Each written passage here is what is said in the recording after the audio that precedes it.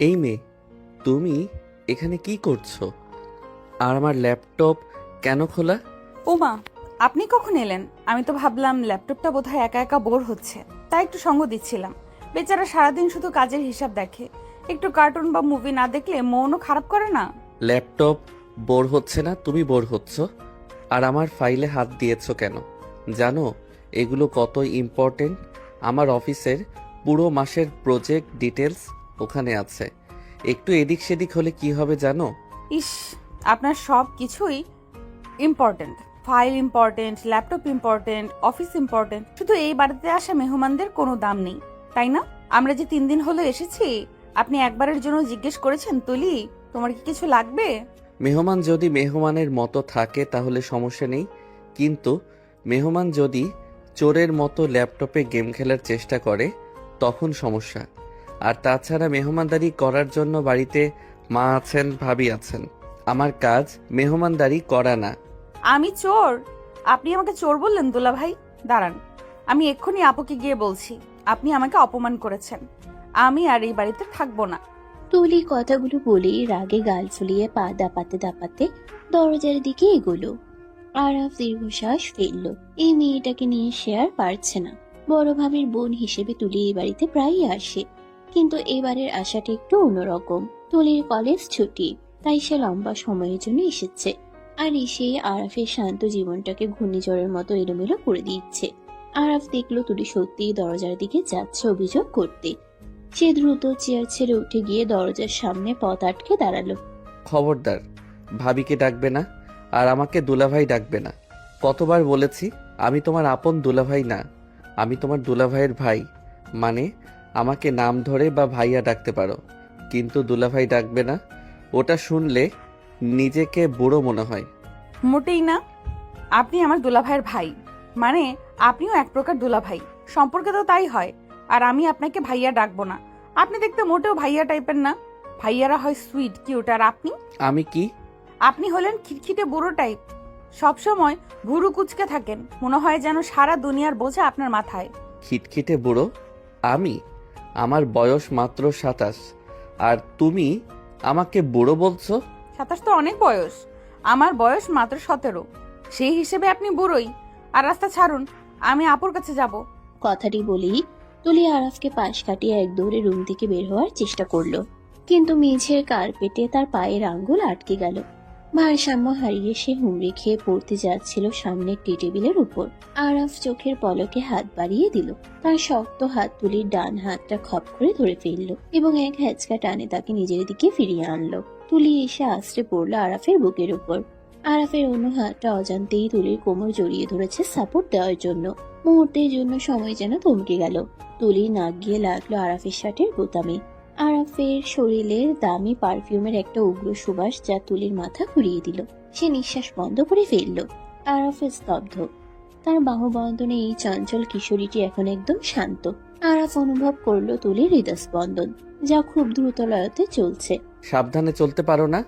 পড়ে গেলে তো ব্যথা পেতে, কপালটা কেটে যেত টি টেবিলের কোনায় লেগে। আরাফের কণ্ঠে তখন রাগের বদলে মৃদু শাসনের সুর। সে আলতো করে তুলিকে সোজা করে দাঁড় করিয়ে দিল, কিন্তু হাতটা ছাড়লো না। তুলি এবার আর কোনো উত্তর দিল না, শুধু মাথা নিচু করে নিজের অন্যার খুঁট পেঁচাতে লাগলো। 16-17 বছরের চঞ্চল কিশোরীটি এই মুহূর্তে কিছুটা শান্ত। হয়তো আরাফের ওই গম্ভীর চোখের দিকে তাকিয়ে তার বুকের ভেতরটা একটু ধক করে উঠেছে। আরাফ খেয়াল করলো মেয়েটার ফর্সা গাল দুটো লজ্জায় বা ভয়ে কিছুটা লাল হয়ে গেছে। তার চোখের পাপড়িগুলো কাঁপছে।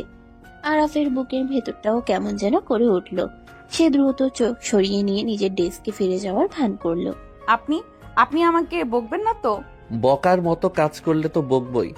যাও এখন, আমার কাজ আছে। আর শোনো, পরবর্তীতে অনুমতি ছাড়া আমার রুমে ঢুকবে না, আর ল্যাপটপের পাসওয়ার্ড খোলার চেষ্টা করবে না। পাসওয়ার্ড তো আমি জেনেই গেছি। কি কি করে জানলে? আপনি যখন টাইপ করছিলেন আমি আড়াল থেকে দেখেছি। Works life. ইস, কি বোরিং পাসওয়ার্ড। কেউ পাসওয়ার্ডে এসব লেখে? আমি হলে লিখতাম রাজকন্যা তুলি বা এমন কিছু। যাও, ভাগো এখান থেকে। রাজকন্যা? হুম।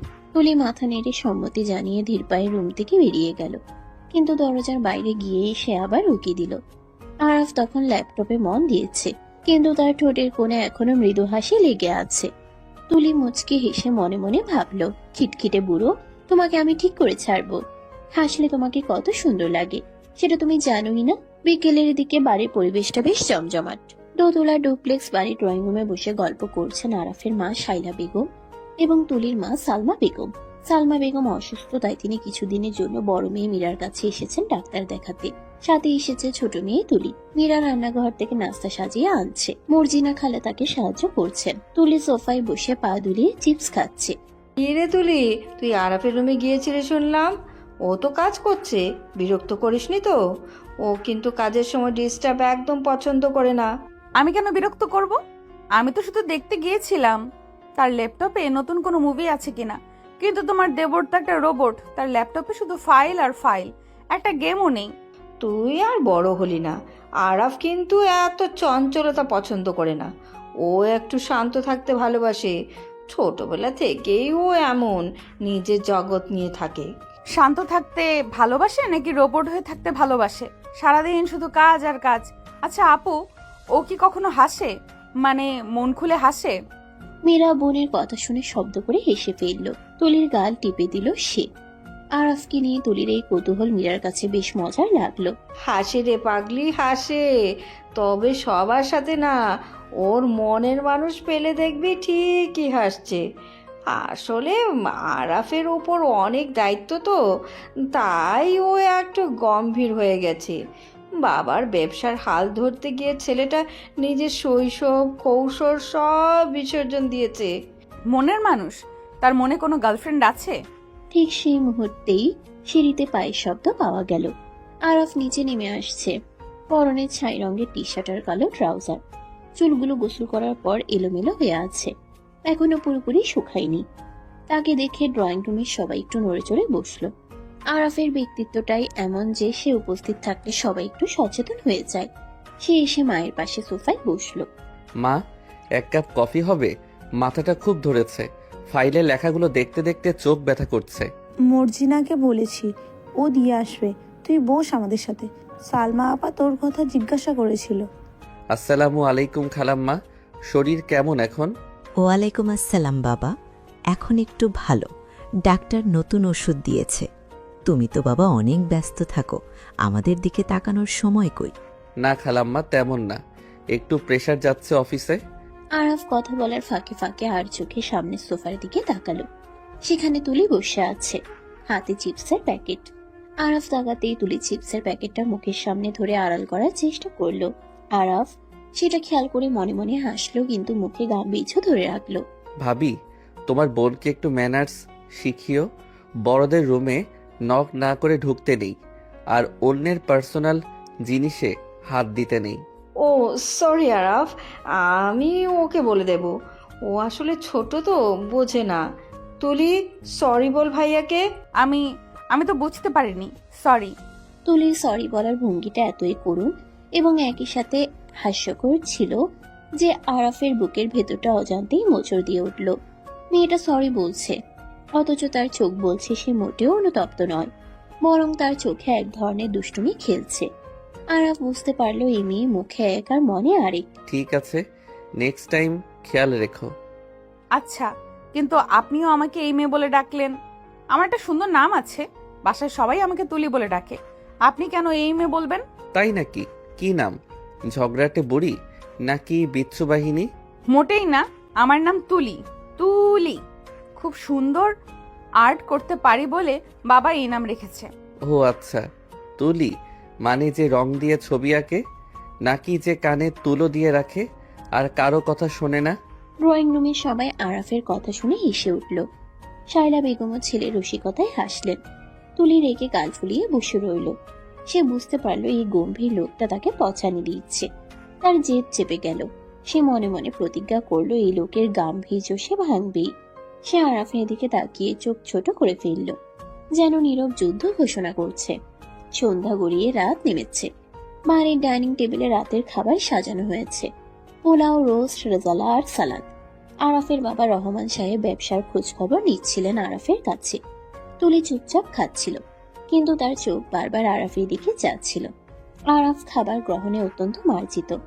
কাঁটা চামচ দিয়ে ধীর স্থির ভাবে খাচ্ছে, কোনো শব্দ নেই। তুলি ভাবলো খেতে বসেও এত ভাব যেন রাজপুত্র খাচ্ছে। আরাপ, আগামী মাসে চৌধুরী সাহেবের সাথে মিটিংটা ফাইনাল করে ফেলো। প্রজেক্টটা আমাদের জন্য খুবই জরুরি। আর হ্যাঁ, চৌধুরী সাহেব সেদিন ফোনে একটা প্রস্তাব দিলেন। কিসের প্রস্তাব বাবা? আসলে উনি চাইছিলেন আমাদের সাথে আত্মীয়তা করতে। ওনার মেয়ে নীলা, মেয়েটা কিন্তু বেশ ভালো, পড়াশোনায় ব্রিলিয়েন্ট, দেখতেও মাশাল্লাহ। চৌধুরী সাহেব চাইছিলেন নীলার সাথে তোমার বিয়ের ব্যাপারে কথা বলতে। কথাটা শোনা মাত্রই তুলির গলায় খাবার আটকে গেল। সে বিষম খেয়ে কাশতে শুরু করলো। প্রচন্ড কাশিতে তার চোখ মুখ লাল হয়ে গেল। মীরা দ্রুত তাকে পানি এগিয়ে দিতে চাইলো, কিন্তু তার আগে আরাফ নিজের গ্লাসটা বাড়িয়ে দিল তুলির দিকে। আস্তে খাও, কেউ তো খাবার কেড়ে নিচ্ছে না। এত তাড়াহুড়ো কিসের? পানি পানি। তুলি আরাফের হাত থেকে গ্লাসটা নিয়ে এক নিঃশ্বাসে পানি শেষ করে ফেলল। স্বস্তির নিঃশ্বাস ফেলে সে তাকালো আরাফের দিকে। শায়লা বেগম উদ্বিগ্ন হয়ে উঠলেন। কি হলো রে মা, ঠিক আছিস? হ্যাঁ আন্টি, ঠিক আছে। আসলে বিয়ের কথা শুনে ঝাল লেগেছিল। বিয়ের কথা শুনে চমকে গেলি কেন? তোর তো এখন বিয়ের বয়স হয়নি, হচ্ছে আরাফের। আরাফ রাজি হলে আমরা নীলা মামুনিকে দেখতে যাব। ও, আমি ভাবলাম নীলা আপুকে আমি চিনি। উনি তো অনেক বেশি স্টাইলিশ। আরাফ ভাইয়ের সাথে কি ওনাকে মানাবে? তুলির এই অযাচিত মন্তব্যে সবাই অবাক হলো। আরাফ ভ্রু কুচকে তাকালো তুলির দিকে, তার চোখে প্রশ্নবোধক চিহ্ন। কেন মানাবে না? আমি কি আনস্মার্ট নাকি খ্যাত? না আপনি তো গম্ভীর, আর নীলা আপু তো সারাদিন পার্টি আর ফ্যাশন নিয়ে থাকে। আপনারা তো দুই মেরুর মানুষ। উনি তো আপনার ল্যাপটপের পাসওয়ার্ড শুনলেই হাসবেন। সেটা ওরা বুঝে নেবে।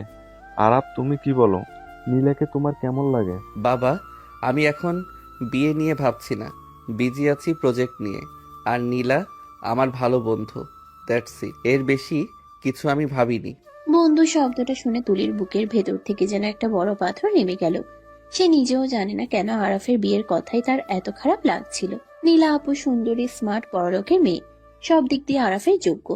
তবুও তুলির মনে হচ্ছে আরাফের পাশে নীলা আপুকে ঠিক মানায় না। আরাফের পাশে এমন কাউকে দরকার যে তাকে হাসাতে পারবে, তার গাম্ভীর্য ভাঙতে পারবে। খাওয়া শেষে আরাফ উঠে গেল। তুলি প্লেটের ভাতে অকারণে চামচ দিয়ে দাগ কাটতে লাগলো। তার খাওয়া শেষ, কিন্তু উঠতে ইচ্ছে করছে না। তার কানে বাজছে রহমান সাহেবের কথা, নীলার সাথে তোমার বিয়ে। রাত 12টা, সবাই ঘুমিয়ে পড়েছে। বাড়ির নিচতলার সব বাতি নেভানো। দোতলায় শুধু আরাফের ঘরের বারান্দার আলো জ্বলছে। আরাফ রেলিং ধরে দাঁড়িয়ে কফি খাচ্ছে।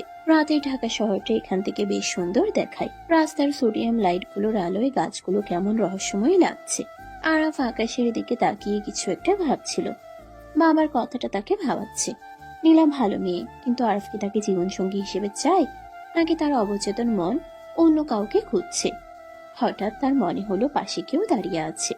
সে চমকে তাকালো। তুলি, পরনে হালকা নীল রঙের একটা সালোয়ার কামিজ, ওড়নাটা গায়ে জড়ানো, চুলগুলো খোলা, রাতের বাতাসে উড়ছে। চাঁদের আলোয় তুলিকে আজ অন্যরকম লাগছে। সেই চঞ্চলতা নেই, বরং চোখে এক গভীর মায়া। এখনো ঘুমাওনি? রাত হয়েছে। কাল সকালে তো আবার হইচই শুরু করবে, এনার্জি লাগবে না? ঘুম আসছে না, নতুন জায়গা তো। তাছাড়া দুপুরের ঘুমটা বেশি হয়ে গেছে। ভয়ের কিছু নেই, সিকিউরিটি আছে। ভূতও আসবে না এই ফ্ল্যাটে। আমি ভূতকে ভয় পাই না, আমি মানুষকে ভয় পাই। তাই কাকে ভয় পাও? আমাকে? আপনাকে ভয় পাবো কেন? আপনি কি বাঘ না ভাল্লুক? আপনি তো মানুষ। তবে হ্যাঁ, আপনার রাগটাকে একটু ভয় পাই। আমার রাগটা আসলে রাগ না, ওটা ডিসিপ্লিন। আমি চাই সব কিছু নিয়মে চলুক। কিন্তু জীবন তো অঙ্ক না যে সব সময় নিয়ম মেনে চলবে। মাঝে মাঝে নিয়ম ভাঙতেও ভালো লাগে। এই যে দেখুন, এত রাতে কফি খাওয়া স্বাস্থ্যের জন্য খারাপ, কিন্তু আপনি খাচ্ছেন, তার মানে আপনিও নিয়ম ভাঙেন। আরাফ তুলির যুক্তিতে অবাক হলো। মেয়েটা কথা বলতে জানে। সে কফির মগে শেষ চুমুক দিয়ে রেলিংয়ে ভর দিল। তুলির দিকে পুরোপুরি ঘুরে দাঁড়ালো। তুমি কি আমাকে কিছু বলতে এসেছিলে, নাকি শুধু লেকচার দিতে এসেছো? হ্যাঁ ওই নীলা আপুর সাথে কি আপনার বিয়ে ঠিক হয়েই গেল? কেন? তোমার কি কোনো আপত্তি আছে, নাকি তুমি ঘটকালি করবে? আমার আপত্তি থাকবে কেন? আমি তো শুধু জানতে চাইলাম। নীলা আপু তো অনেক সুন্দর, তাই না? সুন্দর, স্মার্ট, এডুকেটেড। আর যদি কেউ সুন্দর হয় কিন্তু বোকা হয়, বা একটু বেশি কথা বলে, পড়াশোনায় অতটা ভালো না কিন্তু মন ভালো, তাকে কি আপনি পছন্দ করবেন? আরাফ বুঝতে পারলো তুলি নিজের কথা বলছে। সে একটু ঝুঁকে তুলির চোখের দিকে তাকালো। দুজনের মধ্যে দূরত্ব এখন খুব কম।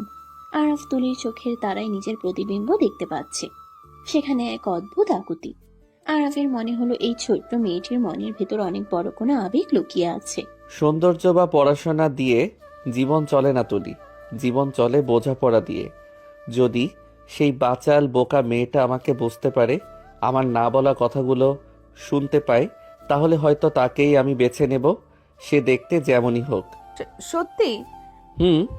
কিন্তু সেই বোকা মেয়েটাকে তো আগে বড় হতে হবে। সে তো এখনো কার্টুন দেখে আর ল্যাপটপে গেম খেলে। আমি বড় হয়েছি, আমি এখন কলেজে পড়ি, শাড়ি পরতে পারি, রান্না করতে পারি। তাই নাকি? তাহলে তো একদিন শাড়ি পরে দেখাতে হবে, দেখব কেমন লাগে তোমাকে। কালই পরবো, কাল শুক্রবার ছুটির দিন, আমি নীল শাড়ি পরবো। ঠিক আছে, যদি শাড়ি পরে ঠিকঠাক হাঁটতে পারো আর হোঁচট না খাও, তাহলে ভাববো তুমি বড় হয়েছো। এখন যাও, ঘুমাও গিয়ে। রাত জাগলে চোখের নিচে কালি পড়বে, তখন আর কেউ বিয়ে করবে না। আপনি করবেন না? প্রশ্নটা করেই তুলি নিজের জিভে কামড় দিল। সে কি বলে ফেলল? লজ্জায় তার কান গরম হয়ে গেল। আরাফও চমকে উঠল। সে কিছু বলল না, শুধু গভীর দৃষ্টিতে তাকিয়ে রইল। সেই দৃষ্টিতে উত্তরের চেয়েও বেশি কিছু ছিল। আরাফের মনতা তুলির হৃদস্পন্দন আরো বাড়িয়ে দিল। সে এক মুহূর্ত দাঁড়ালো না। সে এক দৌড়ে নিজের রুমে চলে গেল। আরাফ বারান্দায় দাঁড়িয়ে রইল একা। তার ঠোঁটের কোণে হাসি। তুলির শেষ প্রশ্নটা তার কানে বাজছে। আপনি করবেন না? আরাফ আকাশের দিকে তাকিয়ে বিড়বিড় করে বলল, কে জানে পিচ্চি, হয়তো নিয়তি তাই লিখে রেখেছে। পরদিন সকাল, শুক্রবার, ছুটির দিন বলে সবাই একটু দেরিতেই উঠেছে। আরাফ অবশ্য নিয়ম মেনে সকালেই উঠে জগিং করে এসেছে। ড্রয়িং রুমে বসে খবরের কাগজ পড়ছে। এমন সময় সিঁড়ি দিয়ে নামলো তুলি। তার পরনে একটা নীল রঙের জর্জেট শাড়ি, স্লিভলেস ব্লাউজ, চুলগুলো একপাশে পিনি করা, কপালে ছোট্ট একটা নীল টিপ, কানে দুল, হাতে এক গুচ্ছ নীল কাচের চুড়ি। আরাফ কাগজ থেকে চোখ সরিয়ে তাকালো এবং তাকিয়েই রইল। সে বিশ্বাস করতে পারছে না এটা সেই কালকের চিপস খাওয়া পিচ্ছি মেয়েটা। শাড়িতে তাকে কোনো কিছুই মনে হচ্ছে না। মনে হচ্ছে পূর্ণ যৌবনা এক নারী। তুলি লাজুক পায়ে সিঁড়ি বেয়ে নামছে। চুরির রিনিঝিনি শব্দ ড্রয়িং রুমে নীরবতা ভাঙছে। আরাফ নিজের অজান্তেই হাত থেকে খবরের কাগজটা নামিয়ে রাখলো। তুলি এসে আরাফের সামনে দাঁড়ালো। সে একটু ঘুরলো যেন আরাফ তাকে ভালো করে দেখতে পায়। কেমন লাগছে? চলে, তবে শাড়িটা সামলাতে পারবে তো, নাকি আবার আমার উপর পড়বে? মোটেই না, আমি ঠিকই সামলাতে পারি।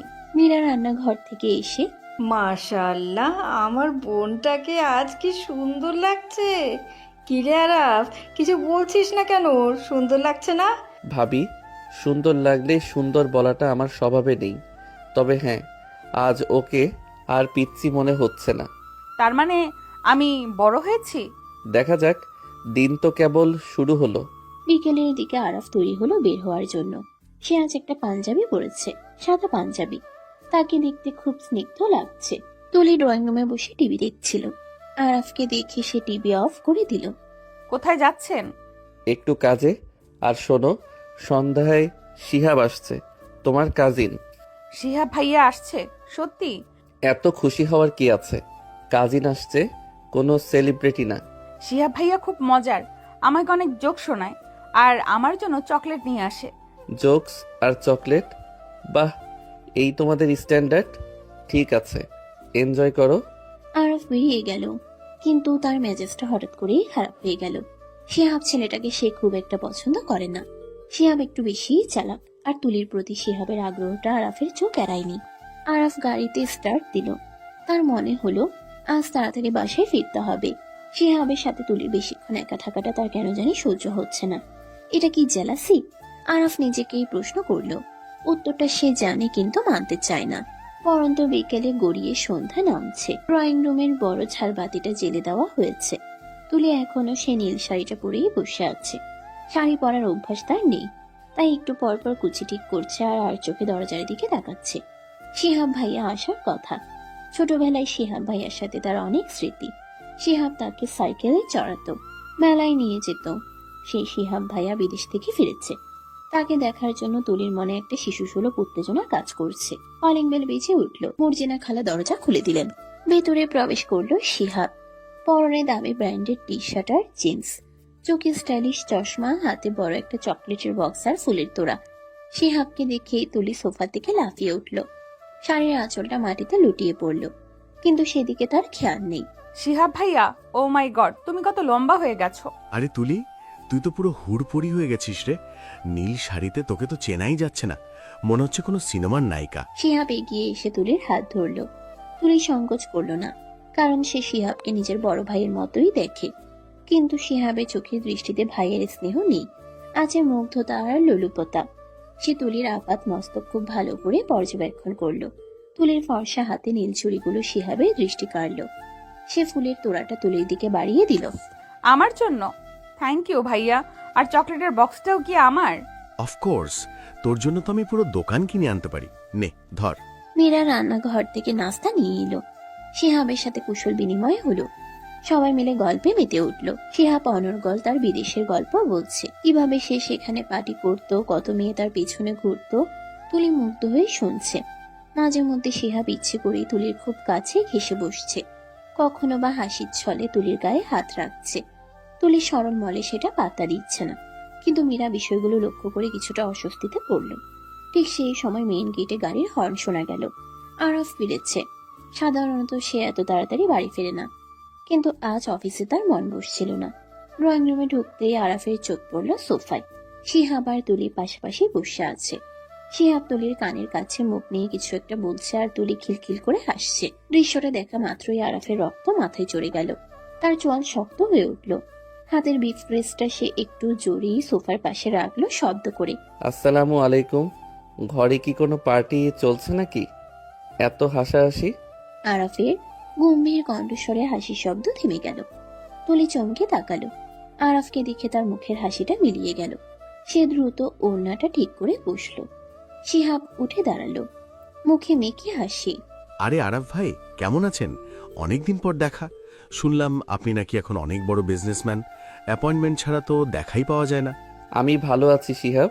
আর অ্যাপয়েন্টমেন্ট তাদের লাগে যারা কাজের প্রয়োজনে আসে। ফালতু আড্ডা দেওয়ার সময় আমার নেই। তা তুমি হঠাৎ শুনলাম বিদেশে সেটেলড হয়ে গেছো। ছিলাম তো, কিন্তু দেশের টানে ফিরে এলাম। আসলে দেশের টানে না বলে মনের মানুষের টানে বলাই ভালো। শিহাব কথাটা বলার সময় আর চোখে তুলির দিকে তাকালো। আরাফ সেটা খেয়াল করলো। তার রাগ আরো বেড়ে গেল। সে টাইটা ঢিলা করতে করতে সোফায় বসলো, ঠিক তুলি আর শিহাবের মাঝখানে জায়গাটাতে। শিহাব বাধ্য হয়ে একটু সরে বসলো। আরাফ এমন ভাবে বসলো যেন তুলিকে শিহাবের দৃষ্টি থেকে আড়াল করে রাখছে। তো মনের মানুষটা কে? আমরা কি চিনি? চিনবেন, খুব শিগগিরই চিনবেন। সময় হলে সব জানাবো। বাই দ্য ওয়ে আরাফ ভাই, আপনার শ্যালিকা তো মাশাআল্লাহ। আগে তো পিচ্চি ছিল, এখন তো দেখি পুরো লেডি কিলার। সাবধানে রাখবেন, কখন কে কিডন্যাপ করে নিয়ে যায়। আমার জিনিসের নিরাপত্তা দিতে আমি খুব ভালো জানি শিহাব। কেউ আমার সীমানায় হাত বাড়ানোর সাহস করলে তার হাত আমি ভেঙে দেই, সেটা কিডন্যাপার হোক আর তথাকথিত শুভাকাঙ্ক্ষী হোক। আরাফের গলার স্বরে এমন এক প্রচ্ছন্ন হুমকি ছিল যে শিহাব একটু থমকে গেল। পরিবেশটা ভারী হয়ে উঠল। তুলি ভয় ভয় আরাফের দিকে তাকালো। সে বুঝতে পারছে না আরাফ ভাইয়া কেন শিহাব ভাইয়ার সাথে এত রুক্ষ ব্যবহার করছে। মীরা পরিস্থিতি সামাল দিতে এগিয়ে এলো। আরাফ, তুই ফ্রেশ হয়ে নে, আমি খাবার টেবিলে দিচ্ছি। শিহাব, তুমিও খেয়ে যাও। না ভাবি, আজ খাবো না, অন্য একদিন। আজ শুধু তুলিকে দেখতে এসেছিলাম। আচ্ছা তুলি, চলি রে। কাল বিকালে রেডি থাকিস, তোকে লং ড্রাইভে নিয়ে যাব। আমার নতুন গাড়িটা দেখবি? নতুন গাড়ি? কি গাড়ি ভাইয়া? কাল তুলির পড়া আছে, ওর সামনে পরীক্ষা, ও কোথাও যাবে না। কিন্তু ভাইয়া, কাল তো শনিবার, আমার তো কোনো পরীক্ষা নেই। আমি বলেছি পড়া আছে মানে আছে। আমি নিজে তোমাকে পড়াবো কাল। ইকোনমিক্সের কিছুই তো পারো না, ফেল করার ইচ্ছা আছে নাকি? তুলি চুপসে গেল। সে বুঝতে পারলো আরাফের কথার উপর কথা বলা যাবে না। শিহাব একটু বাঁকা হেসে বিদায় নিল। শিহাব চলে যাওয়ার পর আরাফ সোজা নিজের রুমে চলে গেল। তুলির দিকে একবার তাকালোও না। রাতে খাওয়ার টেবিলে আরাফ খুব গম্ভীর হয়েছিল। কেউ তার সাথে কথা বলার সাহস পাচ্ছিল না। তুলি ভয় ভয়ে কাঁদছিল। তার মনে হচ্ছে সে কোনো অপরাধ করেছে। খাওয়া শেষে তুলি নিজের রুমে যাওয়ার জন্য সিঁড়ি দিয়ে উঠছিল। নীল শাড়িটা সামলাতে তার খুব কষ্ট হচ্ছে। কুচিগুলো বারবার পায়ের নিচে পড়ছে। দোতলার করিডোরে আসতেই হঠাৎ তার শাড়ির আঁচলটা রেলিং এর সাথে আটকে গেল। সে টান দিতেই ভারসাম্য হারিয়ে মেঝের উপর পড়ে গেল। আউচ মাগো। ব্যথার চোটে তুলির চোখ দিয়ে পানি বেরিয়ে এলো। সে গোড়ালিতে প্রচন্ড ব্যথা পেয়েছে। ওঠার চেষ্টা করলো কিন্তু পারল না। আরাফ নিজের রুমেই ছিল। তুলির চিৎকার শুনে সে এক দৌড়ে বেরিয়ে এলো। তুলিকে মেঝেতে পড়ে থাকতে দেখে তার বুকটা ধক করে উঠল। তুলি, কি হয়েছে? পড়ে গেলে কি করে? আরাফ দ্রুত তুলির কাছে বসে পড়ল। তুলি ব্যথায় কাতরাচ্ছে। আরাফ দেখলো তুলির শাড়ির কুচিগুলো এলোমেলো হয়ে আছে, আর তার ডান পায়ের গোড়ালিটা ফুলে উঠছে। আরাফ এক মুহূর্তেও দেরি না করে তুলিকে পাজা কোলা করে কোলে তুলে নিল। কি করছেন? নামান আমাকে, কেউ দেখে ফেলবে। চুপ, একদম কথা বলবে না। হাঁটতে পারো না, আবার শাড়ি পরার শখ। তোমাকে না বললাম শাড়ি সামলাতে পারবে না? আরাফ তুলিকে নিয়ে সোজা নিজের বেডরুমে ঢুকলো। তাকে বিছানায় বসিয়ে দিয়ে সে ফার্স্ট এড বক্স আনতে গেল। তুলি মুগ্ধ হয়ে আরাফের দিকে তাকিয়ে রইল। এই লোকটা একটু আগেই কত রাগ দেখাচ্ছিল, আর এখন তার জন্য কথা চিন্তা করছে। আরাফ ফিরে এসে তুলির পায়ের কাছে বসলো। সে খুব সাবধানে তুলির পাটা নিজের কোলের উপর তুলে নিল। ব্যথা লাগছে? একটু। সহ্য করো, আমি মলম লাগিয়ে দিচ্ছি। আরাফ আলতো হাতে মলম মালিশ করতে লাগলো। আরাফের হাতের স্পর্শে তুলির শরীরে বিদ্যুৎ খেলে গেল। সে শাড়ির আঁচলটা শক্ত করে ধরে রইল। আরাফ মালিশ করতে করতে হঠাৎ তুলির মুখের দিকে তাকালো। তুলির চোখে তখনও এক ফোঁটা পানি জমে আছে। আরাফ নিজের হাত বাড়িয়ে সেই পানিটা মুছে দিল। এত বাচ্চা কেন তুমি? একটু ব্যথা পেলেই কাঁদো। আমি বাচ্চা না। শাড়িটা পায়ে আটকে গেছিল। শাড়ি পরলে সেটা সামলানোর কায়দাও জানতে হয়, আর যদি না জানো তাহলে এমন কাউকে পাশে রাখতে হয় যে সামলাতে পারে। আমার পাশে তো কেউ নেই। কে বলল নেই? আমি কি মরে গেছি? আরাফের এই কথায় তুলি স্তব্ধ হয়ে গেল। সে কি শুনলো? আরাফ কি পরোক্ষভাবে তাকে কিছু বোঝাতে চাইলো? আরাফ মলম লাগানো শেষ করে উঠে দাঁড়ালো। সে তুলির খুব কাছে এলো, এত কাছে যে তুলি আরাফের নিঃশ্বাসের শব্দ শুনতে পাচ্ছিল। ওই শিহাবের সাথে আর বেশি মিশবে না। কেন? শিহাব ভাইয়া তো ভালো। ভালো না ছাই, ছেলের চোখ আমি চিনি। ও তোমাকে যেভাবে দেখে সেটা আমার পছন্দ না, আর আমি যেটা পছন্দ করি না সেটা যেন এই বাড়িতে আর না হয়, বুঝেছো? আপনি কি জেলাস? জেলাস হব কেন? আমি শুধু তোমাকে সতর্ক করছি, তুমি ছোট, মানুষের মনের প্যাচ বোঝো না। আমি সব বুঝি। আপনি আমাকে শুধু বকেন। শিহাব ভাইয়া তো আমাকে কত আদর করে কথা বলে। তুলির এই কথায় আরাফের ধৈর্যের বাঁধ ভেঙে গেল। সে দু হাতে তুলির কাঁধ ধরে তাকে নিজের দিকে টানলো। আরাফের চোখে এখন রাগের আগুন জ্বলছে। আদর? তুমি ওটাকে আদর বলো? শিহাব তোমাকে চকলেটের লোভ দেখায়, আর আমি তোমাকে শাসন করি। এটার পার্থক্য তুমি বোঝো না?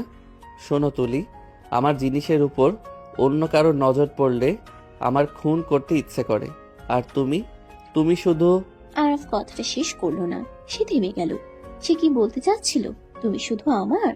আরাফ নিজেকে সামলে নিল। সে তুলিকে ছেড়ে দিয়ে জানালার দিকে ফিরে দাঁড়ালো। তার বুক ওঠানামা করছে। তুলি বিছানায় বসে কাঁপছে। সে বুঝতে পারছে না আরাফের এই আচরণের মানে কি। এই রাগ, এই অধিকার বোধ, এসব কিসের ইঙ্গিত? পরদিন সকাল, রবিবার। আরাফ আজ অফিসে যায়নি।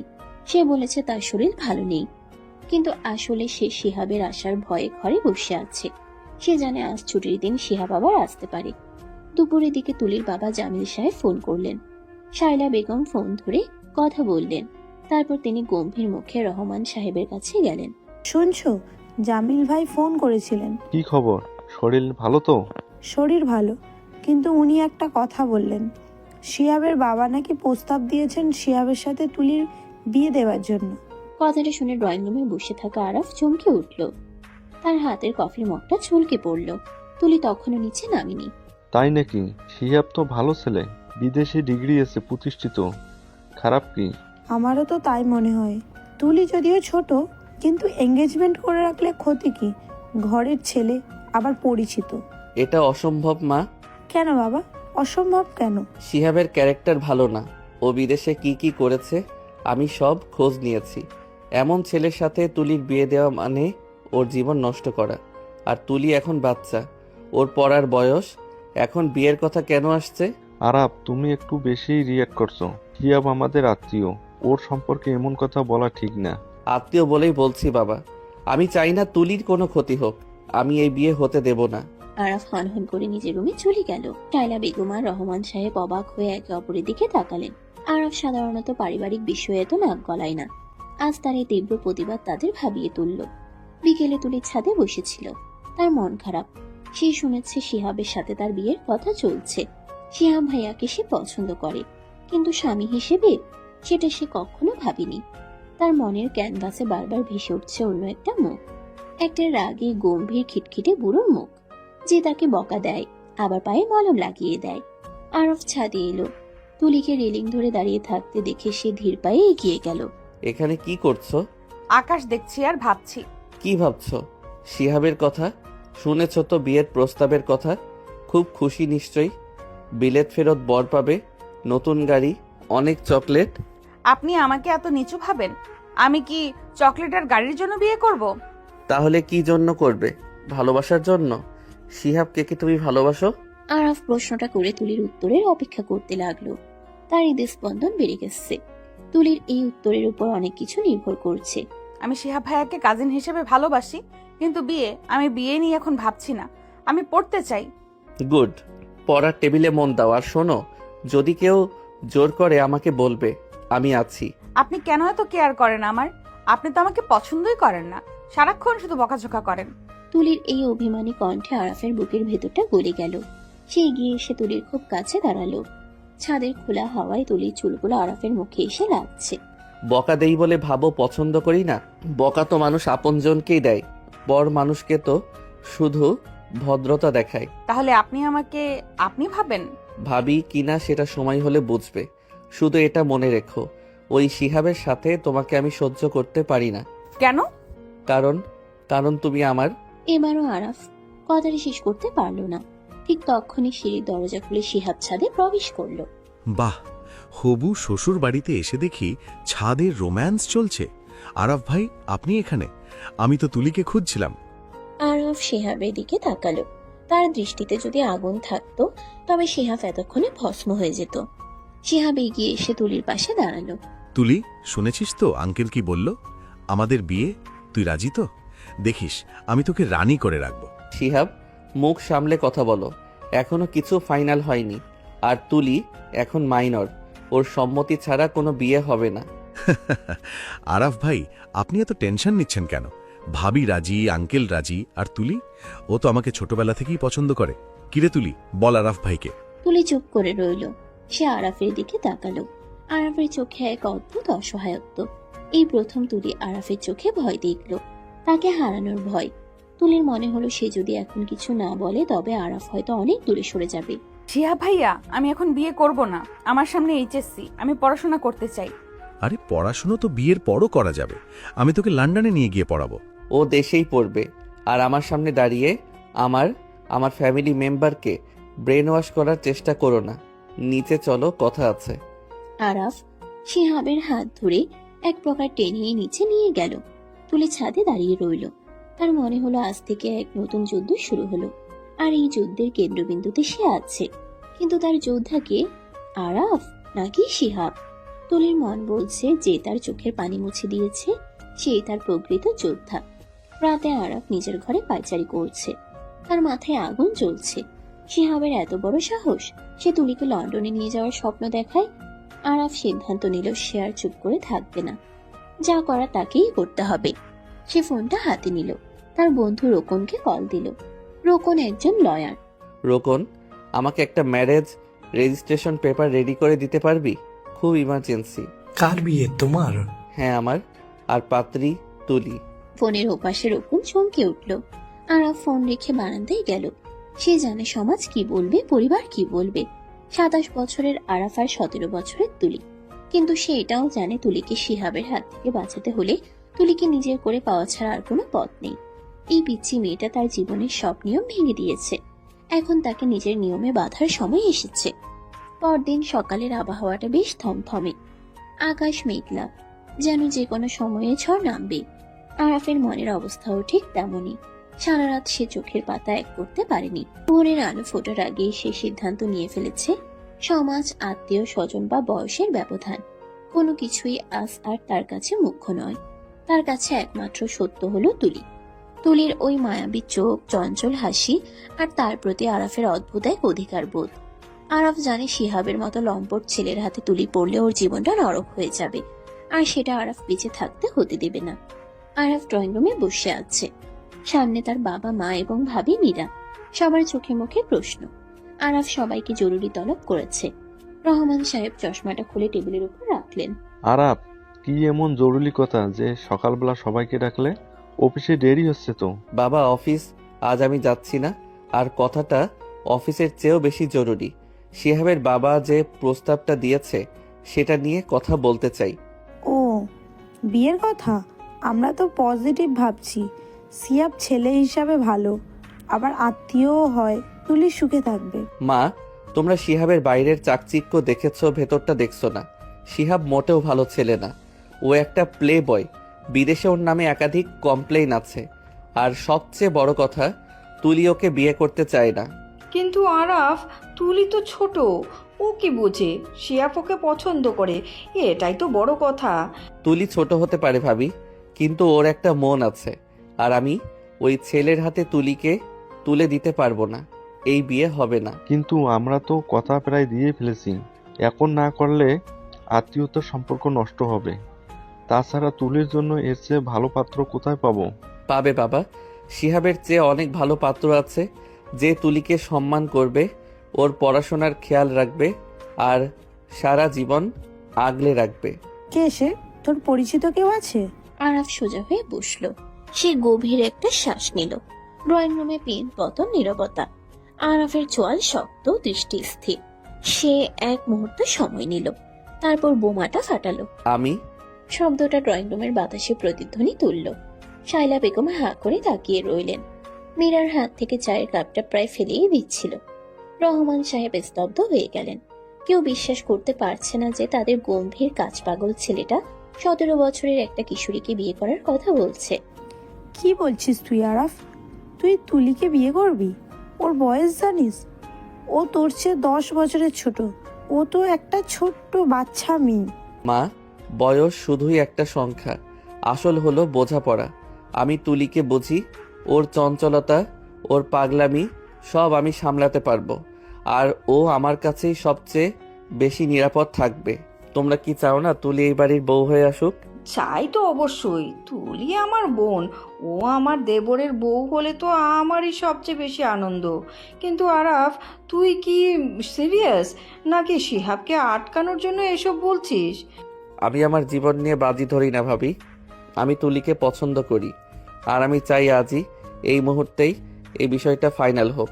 শিহাব আজ বিকেলে আংটি পরাতে আসছে, তার আগে আমি তুলিকে আমার করে নিতে চাই। ঠিক সেই সময় সিঁড়িতে পায়ের শব্দ পাওয়া গেল। তুলি দাঁড়িয়ে আছে, তার হাতে বই। সে সব কথা শুনেছে। তার হাত কাঁপছে, বইটা হাত থেকে পড়ে গেল। শব্দ শুনে সবাই তাকালো। তুলি দৌড়ে নিজের রুমে গিয়ে দরজা বন্ধ করে দিল। আরাফ উঠে দাঁড়ালো। আমি তুলির সাথে কথা বলতে যাচ্ছি, তোমরা দয়া করে জামিল আঙ্কেলকে ফোন করো। আরাফ ধীর পায়ে সিঁড়ি ভেঙে উপরে উঠল। তুলি রুমের দরজা বন্ধ। আরাফ নক করলো না। তার কাছে স্পেয়ার চাবি ছিল। সে চাবি দিয়ে দরজা খুলে ভেতরে ঢুকলো। তুলি বিছানায় উপর হয়ে শুয়ে আছে, বালিশে মুখ গুজে। তার শরীর কাঁপছে। আরাফ দরজাটা লক করে দিল। তারপর ধীর পায়ে বিছানার কাছে গেল। তুলি, ওঠো। আরাফের গলার স্বরে এক অদ্ভুত মাদকতা। তুলি আস্তে আস্তে মুখ তুলল। তার চোখ দুটো লাল হয়ে আছে। সে আরাফের দিকে তাকাতে পারছে না। লজ্জা, ভয় আর আনন্দের এক অদ্ভুত মিশ্রণে তার বুকের ভেতরটা তোলপাড় করছে। আপনি আপনি নিচে কি বললেন? যা সত্য তাই বলেছি। কেন, তোমার পছন্দ হয়নি? তুমি কি শিহাবকেই চাও? না, আমি শিহাব ভাইয়াকে চাই না। কিন্তু কিন্তু আপনি আপনি তো আমাকে পছন্দ করেন না। আপনি তো আমাকে পিচ্ছি বলেন, ঝগড়াটে বলেন। আরাফ বিছানায় বসলো। সে হাত বাড়িয়ে তুলির এলোমেলো চুলগুলো কানের পিঠে গুজে দিল। আরাফের হাতের স্পর্শে তুলি শিউরে উঠল। সে চোখ বন্ধ করে ফেলল। পিচ্ছি বলি কারণ তুমি পিচ্ছি, আর পছন্দ করি কিনা সেটা বোঝার মতো বয়স কি তোমার হয়েছে? শোনো তুলি, আমি রোমান্টিক কথা সাজিয়ে বলতে পারি না। আমি শুধু জানি তোমাকে অন্য কারো পাশে দেখলে আমার দম বন্ধ হয়ে আসে। আমি চাই তুমি শুধু আমার হয়ে থাকো, আমার ঘরের লক্ষ্মী হয়ে, আমার জীবনের আলো হয়ে। তুমি কি রাজি? তুলি আরাফের চোখের দিকে তাকালো। সেই চোখে আজ কোনো গাম্ভীর্য নেই। আছে সাগরের মতো গভীর ভালোবাসা। তুলি তার ছোট হাতটা আরাফের বড় হাতের উপর রাখলো। আমি আমি রাজি, কিন্তু আমার খুব ভয় করছে। সবাই কি বলবে? সবাই কি বলবে সেটা দেখার দায়িত্ব আমার। তুমি শুধু আমার উপর বিশ্বাস রাখো। আরাফ তুলির কপালে আলতো করে একটা চুমু খেলো। তুলির সারা শরীর অবশ হয়ে গেল। এই প্রথম কোনো পুরুষের স্পর্শে সে এতটা শিহরিত হলো। আরাফ উঠে দাঁড়ালো। রেডি হয়ে নাও, আজ বিকেলে শিহাব আসবে। তার আগে আমাদের কাজ সারতে হবে। বিকেলের দৃশ্যপট সম্পূর্ণ বদলে গেল। শিহাব তার বাবা মাকে নিয়ে মহা ধুমধামে উপস্থিত হলো, সাথে বিশাল মিষ্টির হাড়ি আর এঙ্গেজমেন্ট রিং। কিন্তু ড্রয়িং রুমে ঢুকে সে দেখলো পরিবেশ অন্যরকম। কাজী সাহেব বসে আছেন, রহমান সাহেব আর জামিল সাহেব পাশাপাশি বসে। তুলির বাবা জামিল সাহেব মেয়ের সুখের কথা ভেবে আরাফের প্রস্তাবে রাজি হয়েছেন, কারণ আরাফের মতো ছেলে লাখে একটা পাওয়া যায়। এ কি, কাজী সাহেব কেন? আর সবাই এত গম্ভীর কেন? আঙ্কেল, আমরা তো ডেট ফিক্স করতে এসেছি। ডেট ফিক্স হয়ে গেছে শিহাব, আর সেটা তোমার সাথে না, আমার সাথে। শিহাব চমকে তাকালো। আরাফ পাঞ্জাবি পরে আছে, তার পেছনে তুলি। তুলিকে আজ লাল বেনারসি পরানো হয়েছে। মীরা তাকে সাজিয়ে দিয়েছে। লজ্জায় তুলির মুখটা রক্তজবা ফুলের মতো লাল হয়ে আছে। মানে কি বলতে চাইছেন আরাফ ভাই? মানে খুব সহজ, তুলির বিয়ে আজ, এখন এবং আমার সাথে। এটা হতে পারে না আঙ্কেল, আপনারা এটা মেনে নিলেন? এই লোকটা আমাকে অপমান করার জন্য এসব করছে। ও তুলিকে ভালোবাসে না, ও আমাকে জেলাস ফিল করানোর জন্য এসব নাটক করছে। শিহাব, চিৎকার করো না। আমরা ভেবেচিন্তেই সিদ্ধান্ত নিয়েছি। আরাফ তুলিকে যোগ্য সম্মান দেবে, সেটা আমরা জানি। সম্মান? ও তো একটা বাচ্চা মেয়েকে ব্রেইন ওয়াশ করেছে। তুলি, তুমি কিছু বলো। তুমি কি এই বুড়োটাকে বিয়ে করতে চাও? শিহাবের মুখে বুড়ো শব্দটা শুনে তুলি রাগ হলো। সে ঘুমটার আড়াল থেকে মুখ তুলল। তার চোখে এখন আর ভয় নেই, আছে আরাফের দেওয়া সাহস। শিহাব ভাইয়া, উনি বুড়ো নন, উনি আমার স্বামী হতে যাচ্ছেন, আর আমি ওনাকেই বিয়ে করতে চাই। আপনি দয়া করে আর সিনক্রেট করবেন না। তুলির মুখে এমন কথা শুনে শিহাব স্তম্ভিত হয়ে গেল। সে রাগে ফসফস করতে করতে বেরিয়ে গেল। যাওয়ার আগে বলে গেল, তোমরা ভুল করছো, এর জন্য তোমাদের পস্তাতে হবে। কিন্তু কেউ তার কথাই কান দিল না। কাজী সাহেব বিয়ে পড়ানো শুরু করলেন। বলুন মা, কবুল। তুলির গলা শুকিয়ে আসছিল। সে আর চোখে আরাফের দিকে তাকালো। আরাফ তার দিকেই তাকিয়ে আছে, চোখে ভরসা। তুলি চোখ বন্ধ করে বলল, কবুল। 3 বার কবুল বলার পর আরাফও কবুল বলল। রেজিস্ট্রি পেপারে সাইন করার সময় আরাফের হাতটা তুলির হাতের উপর আলতো করে ছোঁয়া লাগলো। দুজনের মনে হলো এক জন্ম জন্মান্তরের বন্ধনে তারা আবদ্ধ হলো। রাত 11টা। আরাফের বেডরুমটা আজ বাসর ঘর হিসেবে সাজানো হয়েছে। রজনীগন্ধা আর গোলাপের গন্ধে ঘরটা মো মো করছে। বিছানার মাঝখানে বসে আছে তুলি। তার হৃদয় স্পন্দন এত দ্রুত হচ্ছে যে মনে হচ্ছে কেউ বুকের ভেতর হাতুড়ি পেটাচ্ছে। সে এখন মিসেস আরাফ, ভাবতেই তার গায়ে কাঁটা দিচ্ছে। দরজা খোলার শব্দ হলো। তুলি শক্ত হয়ে বসলো। আরাফ ঘরে ঢুকলো। সে দরজাটা ভালো করে লক করে দিল। তারপর ধীর পায়ে এগিয়ে এলো বিছানার দিকে। আরাফ শেরওয়ানি আগেই খুলে ফেলেছে, এখন পরনে সাদা সিল্কের পাঞ্জাবি। সে বিছানায় তুলির পাশে বসলো, খুব কাঁদছে। কি ব্যাপার, আমার পিচ্চি বউটা কি ভয়ে পাথর হয়ে গেছে? আরাফের এই সহজ রসিকতায় তুলির ভয় কিছুটা কমলো। সে ঘুমটা নিচ থেকে তাকালো। আপনি আপনি এখনো আমাকে পিচ্চি বলছেন? আজ তো আমাদের বাসর রাত। বাসরাত তো কি হয়েছে, তুমি তো পিচ্চি, আমার ছোট্ট বউ। আরাফ হাত বাড়িয়ে তুলির মুখের উপর থেকে ঘুমটাটা সম্পূর্ণ সরিয়ে দিল। ঘরের নরম আলোয় তুলির মুখটা যেন আরো মায়াবী হয়ে উঠল। কপালে লাল টিপ, নাকে নথ, ঠোঁটে গাঢ় লাল লিপস্টিক। আরাফ মুগ্ধ নয়নে তাকিয়ে রইল। সে আলতো করে তুলির চিবুক ধরে তার মুখটা নিজের দিকে ফেরালো। তুমি জানো আজ তোমাকে কত সুন্দর লাগছে, মনে হচ্ছে কোনো অপ্সরা আকাশ থেকে নেমে এসেছে। আপনি মিথ্যা বলছেন, আমাকে তো ভূতের মতো লাগছে। এত মেকআপ, আমার অস্বস্তি লাগছে। ভূত হলেও তুমি আমার প্রিয় ভূত। শোনো, এত ভারী গয়না আর শাড়ি পরে থাকতে কষ্ট হচ্ছে না? চেঞ্জ করে নাও। আমি আমি একা পারবো না, ব্লাউজের হুকটা আর শাড়ির পিনগুলো। তুলি লজ্জায় কথা শেষ করতে পারলো না। আরাফ বুঝতে পারলো। সে মুচকি হেসে তুলিকে ঘুরিয়ে দিল। আরাফের ঠান্ডা হাত যখন তুলির পিঠ স্পর্শ করলো, তুলি শিউরে উঠল। আরাফ খুব সাবধানে পরম মমতায় শাড়ির পিনগুলো খুলে দিতে লাগলো। তার নিঃশ্বাস তুলির ঘাড়ে পড়ছিল, যা তুলিকে পাগল করে দিচ্ছিল। আরাফ হুক খোলার ফাঁকে তুলির কাঁধে আলতো করে একটা চুমু খেলো। তুলি চোখ বন্ধ করে ফেললো। তার হাত মুষ্টিবদ্ধ হয়ে গেল। যাও, ফ্রেশ হয়ে এসো, আমি অপেক্ষা করছি। তুলি ওয়াশরুম থেকে একটা হালকা সুতির শাড়ি পরে বের হলো। ভেজা চুলগুলো তোয়ালে দিয়ে মুছছে। আরাফ তখন বিছানায় আছোয়া হয়েছিল। তুলিকে দেখে সে উঠে বসলো। তুলি আড়ষ্ট পায়ে বিছানার দিকে এগিয়ে গেল। আরাফ হাত বাড়িয়ে তাকে নিজের কাছে টেনে নিল। তুলি গিয়ে পড়লো আরাফের বুকের উপর। আরাফের বুকের ধক ধক শব্দ তুলি শুনতে পাচ্ছে। এখন আর ভয় করছে? একটু। আমাকে ভয় পাওয়ার কিছু নেই। আমি তোমার আরাফ, তোমার বন্ধু, তোমার সব। আজ থেকে আমাদের জীবনের নতুন অধ্যায় শুরু হলো। আরাফ তুলিকে সোজা করে বসালো। তারপর পকেট থেকে একটা ছোট্ট ভ্যালভেটের বক্স বের করলো। বক্স খুলে বের করলো একটা ডায়মন্ডের নেকলেস, খুব সুন্দর। লকেটে লেখা A&T। আরাফ নিজ হাতে নেকলেসটা তুলির গলায় পরিয়ে দিল। পরানোর সময় তার আঙ্গুলগুলো তুলির গলায় সুড়সুড়ি দিল। এটা তোমার বিয়ের গিফট, পছন্দ হয়েছে? অনেক সুন্দর, কিন্তু আমার তো আপনার জন্য কিছুই নেই। আমি তো শুধু ঝামেলা নিয়ে এসেছি। তোমার চেয়ে বড় গিফট আর কি হতে পারে? তুমি আমার কাছে এসেছো, আমার ঘর আলো করেছো, এটাই আমার জীবনের শ্রেষ্ঠ উপহার। আমি তোমাকে প্রমিস করছি তুলি, আমি তোমাকে কোনোদিন কাঁদতে দেব না। তোমার পড়াশোনা, তোমার স্বপ্ন সব পূরণ করার দায়িত্ব আমার। আরাফ আর নিজেকে সামলাতে পারল না। সে তুলিকে বিছানায় শুয়ে দিল এবং নিজে তার উপর ঝুঁকে পড়ল। তুলি ভয়ে ও লজ্জায় চোখ বুজে ফেলল। আরাফ আলতো করে তুলির কপালে চুমু খেলো। তারপর তার চোখ, নাক এবং গালে। তুলির হাত দুটো অজান্তেই আরাফের চুল খামচে ধরল। আরাফ ফিসফিস করে বলল, আমি তোমাকে ভালোবাসি তুলি, আমার জীবনের চেয়েও বেশি। আমিও আপনাকে ভালোবাসি। তুলির এই স্বীকারোক্তি আরাফের ধৈর্যের বাঁধ ভেঙে দিল। সে তুলির ঠোঁট দখল করে নিল এক গভীর চুম্বনে। তুলি প্রথমে একটু আড়ষ্ট থাকলেও পরে সাড়া দিল। তাদের দুজনের নিঃশ্বাস মিলেমিশে একাকার হয়ে গেল। বাইরের পৃথিবী তখন নিস্তব্ধ, শুধু ঘরের ভেতর ভালোবাসার ঝড় বইছে। আরাফের প্রতিটি স্পর্শে তুলি নতুন করে নিজেকে আবিষ্কার করছে। সে বুঝতে পারছে কিশোরী মেয়ে থেকে সে এখন এক পরিপূর্ণ নারী হয়ে উঠছে তার ভালোবাসার মানুষের হাতে। আরাফ খুব সতর্ক।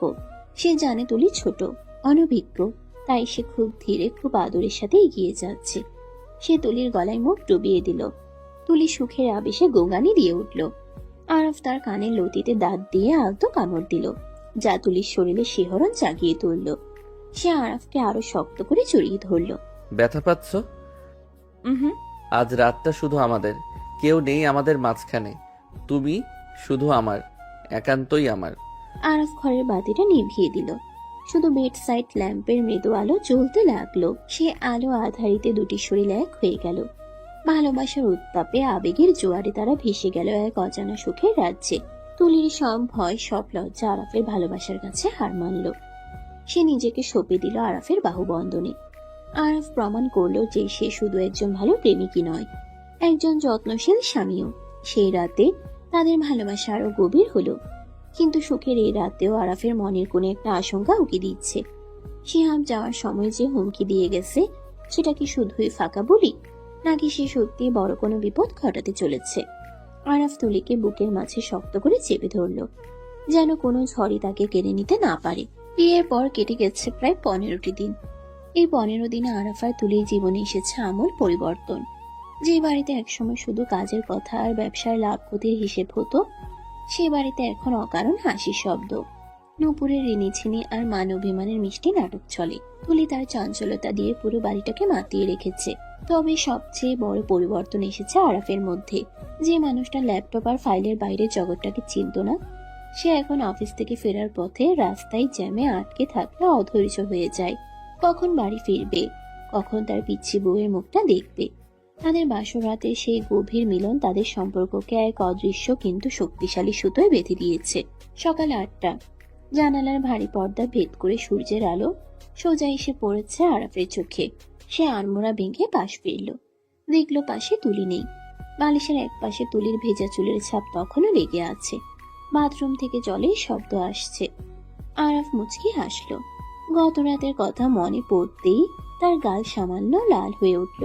মেয়েটা বয়সে ছোট হতে পারে, কিন্তু ভালোবাসার গভীরতায় সে আরাফকেও হার মানায়। আরাফ বিছানা ছেড়ে উঠে বসলো। এই নতুন জীবনটা তার কাছে স্বপ্নের মতো মনে হয়। কিছুক্ষণ পর বাথরুমের দরজা খুলে তুলে বেরিয়ে এলো।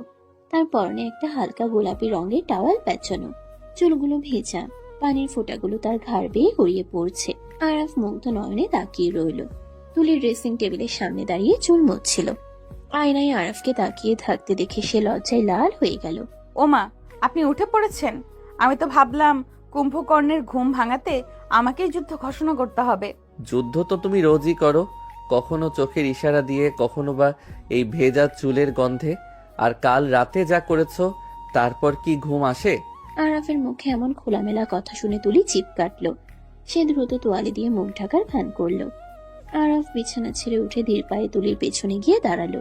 সে আয়নায় তুলির চোখের দিকে তাকালো, তারপর আলতো করে তুলির ভেজা চুলে নাক ডুবিয়ে দিল। তুলির শরীর শিউরে উঠল। সে আরাফের বুকে পিঠ ঠেকিয়ে দাঁড়িয়ে রইল। সরুন তো, আমাকে তৈরি হতে হবে। আজ কলেজে একটা ইম্পর্টেন্ট ক্লাস আছে। বিয়ের পর আজই প্রথম যাচ্ছি। ক্লাস ইম্পর্টেন্ট নাকি হাজবেন্ড ইম্পর্টেন্ট? হাজবেন্ড তো ঘরেই থাকে, কিন্তু ক্লাস মিস করলে স্যার যে বকা দিবেন সেটা কে সামলাবে? আর তাছাড়া আমার ফ্রেন্ডরা ওয়েট করছে। আমি সামলাবো, প্রিন্সিপালকে বলে দেব। আমার বউকে বকা দেওয়ার অধিকার শুধু আমার। আর তোমার ফ্রেন্ডদের বলে দিও, তুলি এখন মিসেস আরাফ, ওর দিকে বেশি তাকানো যাবে না। আপনি না একটা পাগল। যান, ফ্রেশ হয়ে নিন। মা নিচে নাস্তা রেডি করছেন, দেরি হলে কিন্তু মা বকবে। আরাফ আর কথা বাড়ালো না, কিন্তু বাথরুমে যাওয়ার আগে তুলির গালে আলতো করে একটা চুমু খেয়ে গেল। তুলি আয়নায় নিজের লজ্জারাঙ্গা মুখের দিকে তাকিয়ে রইল। তার গলার নিচে আরাফের ভালোবাসার কিছু চিহ্ন এখনো স্পষ্ট। সে ওড়না দিয়ে সেগুলো ঢেকে ফেললো। তার মনে হলো পৃথিবীর সবচেয়ে সুখী মেয়ে বোধহয় সেই। কিন্তু সুখের এই মুহূর্তগুলো যে বালু ঘড়ির বালির মতো ফুরিয়ে আসছে, তা সে ঘুণাক্ষরেও টের পেল না। নাস্তার টেবিলের পরিবেশটা আজ বেশ জমজমাট। শায়লা বেগম নিজ হাতে বৌমার প্লেটে খাবার তুলে দিচ্ছেন। রহমান সাহেব খবরের কাগজ পড়ছেন, কিন্তু মাঝে মাঝে চশমার ফাঁক দিয়ে ছেলের বউয়ের দিকে তাকিয়ে মুচকি হাসছেন। আরাফ নিচে নামতেই তিনি কাগজটা ভাঁজ করে রাখলেন, তবে তার কপালে চিন্তার একটা শুকনো ভাঁজ। আরাফ, শেয়ার মার্কেটের অবস্থা দেখছিস? আমাদের কোম্পানির শেয়ারের দাম হঠাৎ করেই কমতে শুরু করছে। মার্কেটে কোনো একটা রিউমার ছড়িয়েছে। বাবা তুমি চিন্তা করো না, ব্যবসায় আপস অ্যান্ড ডাউনস থাকেই। আমি অফিসে গিয়ে দেখছি ব্যাপারটা। চৌধুরী আঙ্কেলের সাথে আজই মিটিং আছে। মনে হয় কোনো রাইভাল কোম্পানি গুজব ছড়াচ্ছে। আরাফ, তুই বেশি টেনশন নিস না। নতুন বিয়ে করেছিস, একটু রিল্যাক্স থাক। ব্যবসা তো সারা জীবনই করবি। দেখ তো, তুলির মুখটা কেমন শুকিয়ে গেছে তোর চিন্তায়। ঠিকই তো, আপনি সব সময় অফিস অফিস করেন। আজ না হয় একটু দেরি করে যান, আমাকে কলেজে ড্রপ করে তারপর যান। দেরি করে গেলে তোমরাই না খেয়ে থাকবে। বউ পালতে হলে তো কাজ করতেই হবে, তাই না পিচ্ছি? তবে হ্যাঁ, তোমাকে আমি ড্রপ করব। ড্রাইভার চাচাকে ছুটি দিয়েছি। আরাফ পরিবেশটা হালকা করার চেষ্টা করলো, কিন্তু তার মনের ভেতর একটা খচখচানি কাজ করছে। গত 15 দিন ধরে শিহাবের কোনো খোঁজ নেই। সে চুপচাপ আছে। আরাফ জানে শিহাব চুপ করে থাকার পাত্র নয়। সে যাওয়ার সময় যে হুমকি দিয়ে গিয়েছিল, তোমরা ভুল করছো, এর জন্য পস্তাতে হবে, সেটা আরাফের কানে এখনো বাজে। ঝড়ের আগে প্রকৃতি যেমন থমথমে থাকে, শিহাবের এই নীরবতাও কি তেমনি কোনো বড় বিপদের ইঙ্গিত? গাড়িতে ওঠার পর আরাফ নিজেই সিট বেল্ট পরিয়ে দিল তুলিকে। তার মুখটা তুলির খুব কাছে চলে এলো। তুলির নিঃশ্বাস আটকে যাওয়ার উপক্রম। আরাফ ইচ্ছে করে একটু দেরি করছে সিট বেল্ট লাগাতে। তার চোখের দৃষ্টি তুলির ঠোঁটে। কলেজে গিয়ে কিন্তু বেশি লাফালাফি করবে না, মনে রেখো। তুমি এখন বিবাহিতা। শাড়ির আঁচল ঠিক রেখো। আমি কি বাচ্চা? সব বুঝি। আর আপনি সাবধানে ড্রাইভ করবেন, স্পিড বাড়াবেন না। গাড়ি চলছে। তুলি জানালা দিয়ে বাইরে তাকিয়ে আছে। আরাফ এক হাত দিয়ে স্টিয়ারিং ধরে আছে, অন্য হাত দিয়ে আলতো করে তুলির বাম হাতটা নিজের হাতের মুঠোয় নিয়ে নিল। তুলি চমকে তাকালো। আরাফ সামনে তাকিয়েই আছে, কিন্তু তার হাতের বাঁধন বেশ শক্ত। তুলির খুব ভালো লাগছে। এই ছোট ছোট অধিকার বোধগুলোই তাকে আরাফের প্রতি আরো দুর্বল করে দিচ্ছে। কলেজের গেটে নামিয়ে দেওয়ার সময় আরাফ বলল, ছুটি হলে আমাকে কল দেবে, আমি নিতে আসবো। অফিসে পৌঁছে আরাফ ব্যস্ত হয়ে পড়ল। তার পিএ মিসেস রিনা দৌড়ে এলো, তার চোখে মুখে আতঙ্ক। আরাফ নিজের কেবিনে ঢোকার আগেই রিনা তাকে থামালো। স্যার, সর্বনাশ হয়ে গেছে। ক্লায়েন্টরা একের পর এক প্রজেক্ট ক্যান্সেল করছে। তারা বলছে আমাদের কোম্পানির সলভেন্সি নিয়ে নাকি প্রশ্ন উঠেছে। মানে কি? আমাদের ফিনান্সিয়াল রিপোর্ট তো ক্লিয়ার। কে ছড়াচ্ছে এসব? স্যার কেউ একজন আমাদের মেইন সার্ভার হ্যাক করে কিছু ফেক ডকুমেন্ট লিক করেছে। সেখানে দেখানো হয়েছে যে আমরা গত 3 বছর ধরে ট্যাক্স ফাঁকি দিচ্ছি এবং ইলিগাল সোর্স থেকে টাকা আনছি। শুধু তাই নয়, চৌধুরী গ্রুপ অফ ইন্ডাস্ট্রিজ আমাদের সাথে পার্টনারশিপ ব্রেক করার নোটিশ পাঠিয়েছে। আরাফের মাথায় আকাশ ভেঙে পড়ল। সে দ্রুত ল্যাপটপ অন করলো। মেল চেক করতেই দেখলো ইনবক্স ভর্তি হুমকি আর লিগ্যাল নোটিশ। চৌধুরী সাহেবও মেল করেছেন পার্টনারশিপ ক্যান্সেল করার নোটিশ এবং তার মেয়ে নীলাকে অপমান করার অভিযোগও পরোক্ষভাবে এনেছেন। আরাফ বুঝতে পারল এটা কোনো সাধারণ হ্যাকারের কাজ নয়, ঘরের শত্রু বিভীষণ। এটা শিহাবের কাজ। সে ছাড়া আরাফের সার্ভারের দুর্বলতা কেউ জানে না। আরাফ টেবিলের উপর রাখা কাচের পেপার ওয়েটটা সজোরে ছুঁড়ে মারল দেয়ালে। ঝনঝন করে শব্দ হলো। শিহাব, আমি তোকে ছাড়বো না। তুই আমার পেটে লাথি মেরেছিস, কিন্তু আমার সম্মানে হাত দিয়েছিস। এর শেষ আমি দেখে ছাড়বো। আরাফ দ্রুত তার লিগ্যাল টিমকে কল করলো। রোকন, আরাফের বন্ধু এবং আইনজীবী দ্রুত চলে এলো, কিন্তু পরিস্থিতি নিয়ন্ত্রণের বাইরে চলে যাচ্ছে। টিভি চ্যানেলগুলোতে ব্রেকিং নিউজ শুরু হয়ে গেছে। বিশিষ্ট ব্যবসায়ী আরাফ রহমানের বিরুদ্ধে মানি লন্ডারিং এর অভিযোগ। আরাফ ফোন হাতে স্তব্ধ হয়ে বসে রইল। তার চোখের সামনে ভেসে উঠল তুলির মুখটা। তুলি কি সহ্য করতে পারবে এই অপমান? তার অসুস্থ বাবা মা। আরাফ, তুই এখনই বাড়ি যা। পুলিশ যে কোনো সময় অ্যারেস্ট করতে পারে। অ্যান্টিসিপেটরি বিলের ব্যবস্থা করতে হবে, কিন্তু আজ আদালত বন্ধ। কাল সকালের আর কিছু করা যাবে না। আমি পালাবো না রোকন, আমি নির্দোষ। আমি পালালে সবাই ভাববে আমি দোষী। আমি ফেস করব, কিন্তু আমার চিন্তা তুলিকে নিয়ে। ও খুব ভেঙে পড়বে। এদিকে কলেজে তুলির মন বসছে না। ক্লাসে স্যার লেকচার দিচ্ছেন, কিন্তু তুলির কানে কিছুই ঢুকছে না। তার বুকটা ধকধক করছে, অকারণে ডান চোখটা কাঁপছে। মা বলতেন ডান চোখ লাফালে নাকি বিপদ আসে। তুলি ক্লাস থেকে বেরিয়ে এলো। সে আরাফকে কল করলো। ফোন বাজছে, কিন্তু আরাফ ধরছে না। তুলির অস্থিরতা বেড়ে গেল। সে ড্রাইভারকে কল করতে গিয়ে মনে পড়লো আজ ড্রাইভার নেই। সে উবার ডাকলো। গাড়িতে বসে তুলি ফেসবুকে ঢুকলো। নিউজ ফিড স্ক্রল করতেই তার হাত থেকে ফোনটা পড়ে গেল। বড় বড় অক্ষরে লেখা, আরাফ রহমান গ্রেফতার হতে পারেন যে কোনো মুহূর্তে। 1000 কোটি টাকার জালিয়াতি। তুলির পৃথিবীটা দুলতে শুরু করলো। তার চোখের সামনে অন্ধকার নেমে এলো। সে চিৎকার করে ড্রাইভারকে বলল, ভাইয়া জলদি বাসায় চলুন, জলদি। বাসায় ফিরে তুলি দেখলো এক হৃদয় বিদারক দৃশ্য। বাড়ির গেটের সামনে সাংবাদিকদের ভিড়। তারা ক্যামেরা আর মাইক্রোফোন নিয়ে হুমড়ি খেয়ে পড়ছে। আরওয়ান সোহেল তাদের আটকাতে হিমশিম খাচ্ছে। তুলি কোনো মতে পিছনের গেট দিয়ে বাড়িতে ঢুকলো। ড্রয়িং রুমে শাইলা বেগম সোফায় শুয়ে আছেন। ডাক্তার রায়হান তার প্রেশার মাপছেন। মীরা আপু কাঁদছে। রহমান সাহেব মাথায় হাত দিয়ে পাথরের মতো বসে আছেন। মা, কি হয়েছে? আপনারা কাঁদছেন কেন? আরাফ কোথায়? ও ফোন ধরছে না কেন? তুলি, সর্বনাশ হয়ে গেছে। আরাফের নামে ওয়ারেন্ট বের হয়েছে। পুলিশ আসছে ওকে নিতে। টিভিতে জানি কী সব দেখাচ্ছে। ও নাকি টাকা চুরি করেছে। মিথ্যে কথা, সব মিথ্যে। আমার স্বামী কোনো অন্যায় করতে পারে না। আমি বিশ্বাস করি না শিহাব ভাইয়া এসব করিয়েছে, তাই না? ঠিক সেই মুহূর্তে সিঁড়ি দিয়ে আরাফ নেমে এলো। তার পরনে অফিসের সে ফর্মাল শার্ট প্যান্ট, কিন্তু টাইটা খোলা, গলার উপরের বোতামটা ছেঁড়া। তাকে খুব ক্লান্ত আর বিধ্বস্ত দেখাচ্ছে, কিন্তু তার চোখের দৃষ্টি শান্ত ধীর। সে সোজা এসে মায়ের পায়ের কাছে বসলো। মা, তুমি চিন্তা করো না, আমি নির্দোষ। এটা একটা ষড়যন্ত্র। আমি খুব তাড়াতাড়ি ফিরে আসব। তুমি শুধু নিজের শরীরের যত্ন নিও। ওরা তোকে কোথায় নিয়ে যাবে বাবা? আমি তোকে যেতে দেব না। তুই তো কোনোদিন একটা মিথ্যে কথাও বলিসনি। তুই কেন জেলের ভাত খাবি? মা, সত্যের পথ একটু কঠিন হয়, কিন্তু সত্যের জয় হবেই। দোয়া করো যেন আমি শিহাবের মুখোশটা খুলে দিতে পারি। আরাফ উঠে দাঁড়ালো। সে তাকালো তুলির দিকে। তুলি দাঁড়িয়ে আছে দরজার কাছে। তার চোখ দিয়ে অঝরে পানি পড়ছে, কিন্তু সে শব্দ করছে না। আরাফ ধীর পায়ে তুলির কাছে গেল। সে হাত বাড়িয়ে তুলির চোখের পানি মুছিয়ে দিল। তুলির গাল আরাফের হাতের স্পর্শে কেঁপে উঠল। কি হলো পিচ্ছি, কাঁদছো কেন? আমি তো মরে যাইনি। আপনি কোথাও যাবেন না। ওরা আপনাকে নিয়ে গেলে আমি মরে যাব। আমি বাঁচবো না আপনাকে ছাড়া। কাল রাতেই তো বললেন আমাকে ছেড়ে থাকবেন না। ছি, এমন কথা বলতে নেই। তুমি না আমার শক্তি।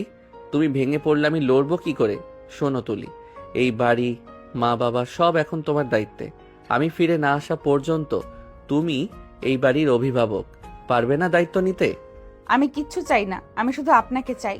আমি আপনার সাথে যাব। পাবে, আমাকেই পাবে। আমি কথা দিচ্ছি আমি ফিরবো, কিন্তু এখন আমাকে যেতে হবে। আইনের প্রতি শ্রদ্ধা রাখা আমাদের কর্তব্য। বাইরে সাইরেনের শব্দ শোনা গেল। পুলিশের জিপ এসে থামলো গেটে। ইন্সপেক্টর জামান সদল বলে ড্রয়িং রুমে প্রবেশ করলেন।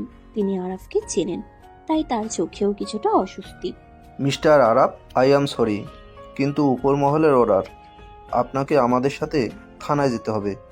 আপনার বিরুদ্ধে মানি লন্ডারিং এবং জালিয়াতির শক্ত প্রমাণ আছে। ইটস ওকে অফিসার, আপনি আপনার ডিউটি করুন, আমি প্রস্তুত। পুলিশ অফিসার আরাফের হাতে হাত করা পড়ালেন। সেই ধাতব ক্লিক শব্দটা ড্রয়িং রুমের নিস্তব্ধটাকে খান খান করে দিল। শাইলা বেগম চিৎকার করে জ্ঞান হারালেন। মীরা আর মর্জিনা খালা তাকে ধরলেন। তুলি এক দৃষ্টিতে তাকিয়ে রইল আরাফের হাতের দিকে, যে হাতে সকালে সে চুমু খেয়েছিল, যে হাত তাকে বিপদের থেকে আঁকড়ে রাখত। সে হাতে এখন হাত করা। তুলির শরীরে রক্ত গরম হয়ে উঠল। সে ছুটে গিয়ে অফিসারের সামনে দাঁড়ালো। অফিসার, আপনারা ভুল করছেন। আমার স্বামী নির্দোষ, তাকে ফাঁসানো হয়েছে। আপনারা আসল অপরাধীকে খুঁজুন। শিহাব সব করেছে। ম্যাডাম, আমরা প্রমাণের ভিত্তিতে কাজ করি, আপনার আবেগ দিয়ে আইন চলে না। পথ ছাড়ুন। আরাফ তুলির দিকে তাকিয়ে হাসল। সে হাসিটা করুণ কিন্তু আশ্বাসের। সে ফিসফিস করে বলল, বিশ্বাস রেখো। তারপর পুলিশের সাথে বেরিয়ে গেল। তুলি দৌড়ে গেল গেট পর্যন্ত। বৃষ্টির মধ্যে পুলিশের গাড়িটা ধুলো আর কাদা উড়িয়ে চলে গেল। তুলি রাস্তায় কাদার উপর বসে পড়ল। তার মনে হলো তার কলিজাটা কেউ ছিঁড়ে নিয়ে গেল। আকাশ ভেঙে বৃষ্টি নামলো, যেন প্রকৃতিও এই অবিচারের শোকে কাঁদছে। তুলি বৃষ্টিতে ভিজছে, কিন্তু তার কোনো হুঁশ নেই। সন্ধ্যা গড়িয়ে রাত হয়েছে। তুলি নিজের ঘরে আরাফের বিছানায় গুটিসুটি মেরে বসে আছে। তার হাতে আরাফের সেই বালিশটা, যাতে এখন আরাফের গায়ের গন্ধ লেগে আছে। সারা বাড়ি স্তব্ধ। রহমান সাহেব অসুস্থ হয়ে বিছানায়। শায়লা বেগমকে ঘুমের ওষুধ দেওয়া হয়েছে। মীরা আপু তুলিকে কিছু খাওয়াতে চেষ্টা করেছিল, কিন্তু তুলি মুখ খোলেনি। তুলির মনের মধ্যে এখন আর কান্না নেই। সেখানে এখন জন্ম নিচ্ছে এক তীব্র জিঘাংসা। সে জানে এই কাজটা কার। শিহাব। কলেজে যাওয়ার সময় সে দেখেছিল শিহাবের গাড়িটা তাদের অফিসের দিকেই যাচ্ছিল। তাছাড়া আরাফের ল্যাপটপের পাসওয়ার্ড আর সার্ভারের অ্যাক্সেস শিহাব একসময় জানতো, যখন তারা একসাথে বিজনেস প্ল্যান করত। তুলি উঠে দাঁড়ালো। সে আয়নার সামনে গেল। তার চোখের কাজল লেপটে ভূত হয়ে আছে। সে টিস্যু দিয়ে মুখ মুছল, চুলগুলো বাঁধল। এই মুহূর্তে সে আর 17 বছরের কিশোরী নয়। সে এখন আরাফের স্ত্রী, একজন যোদ্ধার স্ত্রী। আরাফ বলেছিল, তুমি আমার শক্তি। আজ সেই শক্তি দেখানোর সময় এসেছে। আরাফ, তুমি বলেছিলে তুমি ফিরবে, আমি তোমাকে ফিরিয়ে আনবো। শিহাব ভাইয়া, আপনি ভুল মানুষের সঙ্গে পাঙ্গা নিয়েছেন। আমি আমার স্বামীকে মুক্ত করবই। তুলি আরাফের স্টাডি রুমে ঢুকলো, দরজা বন্ধ করে দিল। আরাফের পার্সোনাল ল্যাপটপটা বের করলো। সে জানে না কি করতে হবে, কিন্তু তাকে কিছু একটা করতেই হবে। ল্যাপটপ অন করলো, পাসওয়ার্ড চাইলো। তুলি মুচকি হাসলো। পাসওয়ার্ডটা আরাফ কিছুদিন আগেই চেঞ্জ করেছে। নতুন পাসওয়ার্ড হলো তুলি আমার জীবন। তুলি টাইপ করলো, ল্যাপটপ খুলে গেল। সেখানে একটা ফোল্ডার ছিল, নাম ব্যাকআপ। আরাফ সবসময় সবকিছুর ব্যাকআপ রাখতো, এমনকি সার্ভার লগও। তুলি ফোল্ডারটা ওপেন করলো। সেখানে গত 24 ঘন্টার সব ট্রানজ্যাকশন হিস্ট্রি আছে। তুলি খুব মনোযোগ দিয়ে দেখতে লাগলো। হঠাৎ তার চোখে পড়লো একটা অদ্ভুত আইপি অ্যাড্রেস। অফিসের সময়ের বাইরে রাত 3টার সময় কেউ একজন সার্ভারে লগ ইন করেছিল, আর ওই সময় আরাফ ঘুমাচ্ছিল তুলির পাশে। তুলি সাক্ষী। তুলি দ্রুত তার মোবাইল বের করলো। সে কল করলো রোকন ভাইকে। রোকন ভাই, আমি তুলি বলছি। ভাবি, আমি খুব সরি। আমি আরাফের বেলের চেষ্টা করছি, কিন্তু আগামীকাল সকালের আগে কিছু হবে না। বেলের কথা বাদ দিন, আমি প্রমাণ পেয়েছি কে এটা করেছে। আরাফের সার্ভারে রাত 3টায় একটা আননোন আইপি থেকে লগ ইন করা হয়েছিল। ওই আইপিটা ট্রেস করতে হবে। আমার বিশ্বাস এটা শিহাব ভাইয়ের লোকেশন। শিহাব? কিন্তু ও তো, আচ্ছা ভাবি, আপনি ওই আইপিটা আমাকে মেসেজ করুন। আমি এখনই আমার আইটি টিমকে দিয়ে চেক করাচ্ছি। যদি এটা শিহাবের লোকেশন হয় তাহলে আর দেখতে হবে না। শুধু চেক করলেই হবে না, ওকে হাতে নাতে ধরতে হবে। আমার একটা প্ল্যান আছে। কি প্ল্যান? শিহাব ভাইয়া খুব লোভী, আর উনি আমাকে পছন্দ করেন। উনি নিশ্চয়ই এই সুযোগে আমার কাছে আসবেন, আমাকে দুর্বল ভাববেন। আমি সেই সুযোগটাই নেব। সাপকে গর্ত থেকে বের করতে হলে তো বাঁশি বাজাতেই হবে। তুলির কণ্ঠস্বরে যে দৃঢ়তা ছিল তাতে রোকন অবাক হলো। তিনি ভাবতেই পারেননি এইটুকু একটা মেয়ে এতটা ঠান্ডা মাথায় চিন্তা করতে পারে। তিনি রাজি হলেন। রাত গভীর হচ্ছে, বাইরে এখনো টিপ টিপ বৃষ্টি পড়ছে। তুলি বারান্দায় দাঁড়িয়ে আছে, তার হাতে মোবাইল। সে শিহাবের নাম্বারে ডায়াল করলো। রিং হচ্ছে, একবার দুবার। শিহাব ফোন ধরলো। হ্যালো, কে? তুলি? শিহাব ভাইয়া, আমি খুব বিপদে পড়েছি। কি হয়েছে সুইটহার্ট? আরাফের জন্য খুব মন খারাপ? আমি তো আগেই বলেছিলাম ও ক্রিমিনাল। আমি বুঝতে পারিনি ভাইয়া, পুলিশ যখন ওকে নিয়ে গেল আমি খুব ভয় পেয়েছি। আমার মনে হচ্ছে পুলিশ আমাকেও ধরবে। আপনি প্লিজ আসুন, আমাকে বাঁচান। আমি এই বাড়িতে থাকতে চাই না। আপনি যা বলবেন আমি তাই করব। আমি জানতাম তুমি শেষ পর্যন্ত আমার কাছেই আসবে। ভয় নেই, আমি আসছি, আধ ঘন্টার মধ্যে আসছি। তুমি তৈরি থেকো, পিছনের গেটটা খোলা রেখো। ঠিক আছে ভাইয়া, তাড়াতাড়ি আসুন। ফোন রেখে তুলি চোখের পানি মুছল। তার ঠোঁটের কোণে এক রহস্যময়ী হাসি। সে মনে মনে বলল, এসো শিহাব ভাইয়া, তোমার জন্য সারপ্রাইজ অপেক্ষা করছে। তুলি আবার রোকন ভাইকে মেসেজ দিল। মাছ টোপ গিলেছে, আপনারা পুলিশ নিয়ে পজিশন নিন। সেদিন রাতে আরাফ ছিল জেলের ঠান্ডা মেঝেতে, আর তুলি ছিল এক গভীর ষড়যন্ত্রের মোকাবিলায়। তাদের দুজনের শরীর আলাদা থাকলেও আত্মা এক হয়ে লড়াই করছিল। ভালোবাসার শক্তি যে কত প্রবল হতে পারে তা হয়তো আজ রাতে প্রমাণ করবে। তুলি জানতো আগামীকাল সূর্য ওঠার আগেই তাকে জিততে হবে, কারণ তার আরাফ অপেক্ষা করছে। ঘড়ির কাঁটা রাত দুটোর ঘর ছুঁই ছুঁই। বাইরের তুমুল বৃষ্টি এখন থেমে গেছে, কিন্তু বাতাসের শস্য শব্দ এখনো থামেনি। ড্রয়িং রুমের সব বাতি নেভানো, শুধু কোণার একটা নীল রঙের ল্যাম্পশেড জ্বলছে। সেই মৃত নীল আলোয় সোফায় গুটিসুটি মেরে বসে আছে তুলি। তার শরীরটা কাঁপছে, তবে শীতে নয়, চরম উত্তেজনায়। তার হৃদস্পন্দন এত দ্রুত হচ্ছে যে মনে হচ্ছে বুকের পাঁজর ভেঙে বেরিয়ে আসবে। একটু আগেই সে রোকন ভাই, ইন্সপেক্টর জামান এবং দুজন কনস্টেবলকে পিছনের গেস্ট রুমে লুকিয়ে থাকতে বলেছে। মঞ্চ প্রস্তুত, এখন শুধু অভিনেতার প্রবেশের অপেক্ষা।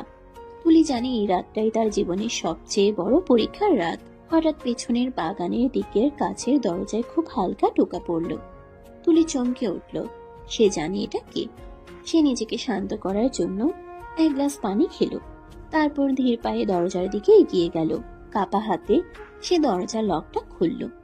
দরজা খুলতেই দমকা বাতাসের সাথে ভেতরে প্রবেশ করলো শিহাব। তার পরনে কালো রেইনকোট, চুলে বৃষ্টির পানি, তার মুখে এক কুটিল বিজয়ের হাসি লেগে আছে। বাহ, আমার পিচ্চি ভাবি তো দেখি খুব পাংচুয়াল।